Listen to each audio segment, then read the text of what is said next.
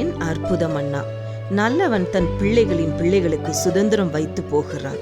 அற்புத உபவாச ஜெபம். ஒவ்வொரு வெள்ளிக்கிழமைகளிலும் நாம் பிறருக்காக ஜெபிப்போம், அற்புதங்களை பெற்றுக்கொள்வோம். நீங்கள் உங்கள் பிள்ளைகளுக்கு எதை வைத்து போகிறீர்கள்? யோபு தன் சிநேகிதருக்காக வேண்டுதல் செய்த போது கர்த்தர் அவன் சிறையிருப்பை மாற்றினார். யோபுக்கு முன்னிருந்த எல்லாவற்றை பார்க்கிலும் இரண்டத்தனையாய் கர்த்தர் அவனுக்கு தந்தருளினார். யோபு 4 தலைமுறையாக தன் பிள்ளைகளையும் தன் பிள்ளைகளுடைய பிள்ளைகளையும் கண்டான்.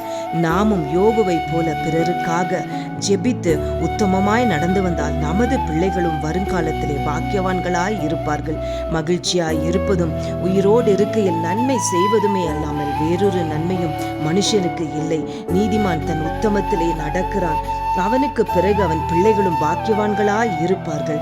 நாமும் நமது பிள்ளைகளின் ஆசீர்வாதத்திற்காக உத்தமமாய் நடப்போம். ஆமேன். ஹல்லேலூயா.